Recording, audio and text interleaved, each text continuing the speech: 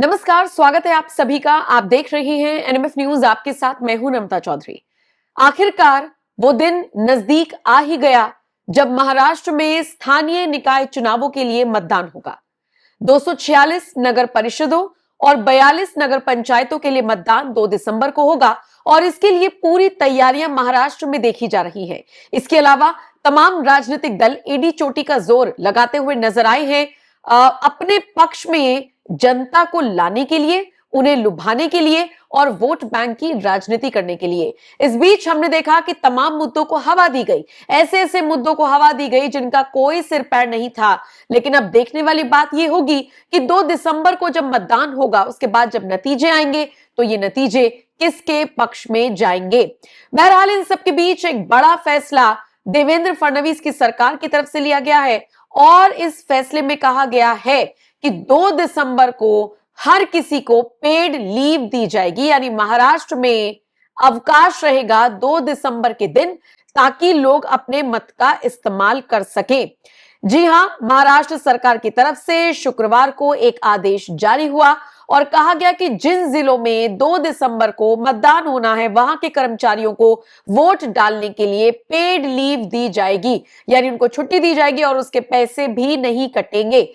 सरकार की तरफ से चेतावनी यह भी जारी की गई है कि अगर किसी भी संस्थान ने इस आदेश को नहीं माना और शिकायत मिलती है तो फिर उसके खिलाफ एक्शन लिया जाएगा। यानी कि महाराष्ट्र में 2 दिसंबर को सभी कर्मचारियों को, उस जिले के कर्मचारी जहां पर मतदान होना है, उन सबको पेड लीव दी जाएगी। नगर पालिका चुनावों को लेकर यह बड़ा आदेश सरकार की तरफ से लिया गया है। संस्थान चाहे सरकारी हो, चाहे गैर सरकारी हो, व्यापार प्रतिष्ठान हो या निजी कंपनी हो, जितने भी कर्मचारी हैं उन सबको छुट्टी मिलेगी वोट डालने के लिए। और अगर कोई भी संस्थान इस नियम का उल्लंघन करता है, यानी कि इस नियम को नहीं मानता है, तो फिर उसके खिलाफ कार्रवाई की जाएगी। यानी कि देखा जाए तो 2 दिसंबर को कर्मचारियों के लिए अवकाश घोषित कर दिया गया है और इसके पीछे का कारण है नगर पालिका चुनाव।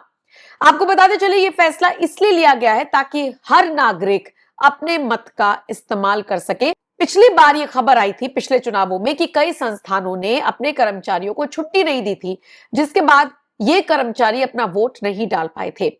अब जब छुट्टी भी दी जा रही है तो माना यह जा रहा है कि हो सकता है वोट परसेंटेज बढ़े और बड़े मार्जिन से जो भी नतीजा आएगा वो बड़े मार्जिन से आएगा। देखना बेहद दिलचस्प रहने वाला है कि इस बार जिन मुद्दों पर फोकस किया गया, सरकार की तरफ से भी, विपक्षी दलों के नेताओं की तरफ से भी, वो कितने असरदार साबित होते हैं। इस बार जो मुद्दे बनाने की कोशिश की गई, हमने देखा कि मराठी बनाम हिंदी को जबरदस्ती क्रिएट किया गया, हमने देखा कि आरक्षण के नाम पर जबरदस्ती आंदोलन किया गया।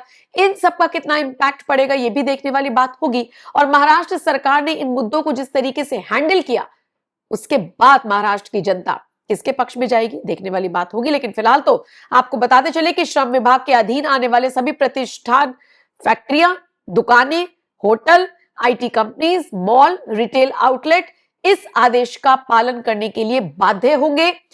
आवश्यक सेवाएं देने वाले प्रतिष्ठानों को निर्देश दिया गया है कि अगर आप पूर्ण रूप से छुट्टी नहीं दे सकते हैं तो कर्मचारियों को 2 से 3 घंटे का विशेष अवकाश प्रदान किया जाए वोट के नाम का, ताकि वो 2-3 घंटे में जाएं और अपना मताधिकार का इस्तेमाल करके वापस लौट आएं।